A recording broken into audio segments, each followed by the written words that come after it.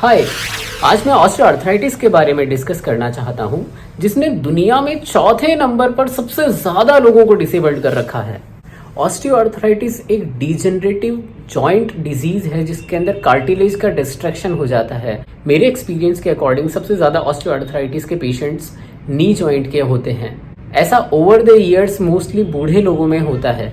आजकल की sedentary lifestyle की वजह से आफ्टर 40 इयर्स भी लोगों में ऑस्टियोआर्थराइटिस देखा जा रहा है। इसके कॉजेज हैं बहुत ज़्यादा वेट गेन होना, मोटापा होना, क्वाड्रिसेप मसल्स का वीक होना और ऐसा कोई भी काम जिससे जॉइंट पे बहुत ज़्यादा प्रेशर जनरेट होता हो, बोन डेंसिटी कम होना, बहुत लंबे समय तक खड़े रहना और जॉइंट का ओवर यूज़ और सेडेंट्री लाइफस्टाइल। तो किन लोगों में सबसे ज़्यादा ऑस्टियोआर्थराइटिस हो सकता है? तो जो लोग बहुत ज़्यादा ओबीज हैं, मोटे हैं, प्रीवियस कोई फ्रैक्चर या फिर इंजरी है। इसके डायग्नोसिस के लिए हम फिजिकल टेस्टिंग करते हैं, एसएलआर टेस्ट करते हैं, क्वाड्रिसेप्स मसल की ताकत को चेक किया जाता है, एक्सरे और एमआरआई भी करवा सकते हैं। सो ऑस्टियोआर्थराइटिस से पेशेंट को क्या क्या कॉम्प्लिकेशंस हो सकती है, क्या क्या प्रॉब्लम्स हो सकती है। पेशेंट को सबसे ज़्यादा चलने फिरने में, घूमने में, उखड़ू बैठने में या फिर उखड़ू बैठ करके उठने में बहुत ज़्यादा प्रॉब्लम होती है। जॉइंट में दर्द होता है, स्पेशली अगर उखड़ू बैठ रहे हैं तो घुटने में बहुत ज़्यादा दर्द होता है। जॉइंट्स में क्रिपिटस यानी कटकने की आवाज़ें आती है।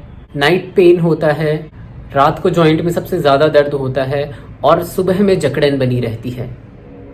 नाउ ऑस्टियोआर्थराइटिस के ट्रीटमेंट्स क्या क्या हैं? तो अगर मेडिकल ट्रीटमेंट की अगर बात करें तो non steroidal anti inflammatory drugs दी जा सकती है, जिनका पेन किलर के अलावा कोई और इफेक्ट नहीं है, मीन्स उनका सिर्फ एनाल्जेसिक इफेक्ट है। जॉइंट रिप्लेसमेंट सर्जरीज हैं जो कि बाय द टाइम अभी लेटेस्ट रिसर्चेस के अकॉर्डिंग काफ़ी अच्छी हैं। एंड सबसे बेस्ट अगर ऑस्टियोआर्थराइटिस का कोई ट्रीटमेंट है तो patient should go for physiotherapy. पर ऑस्टियोआर्थराइटिस में फिजियोथेरेपी के रिजल्ट सबसे बेस्ट हैं।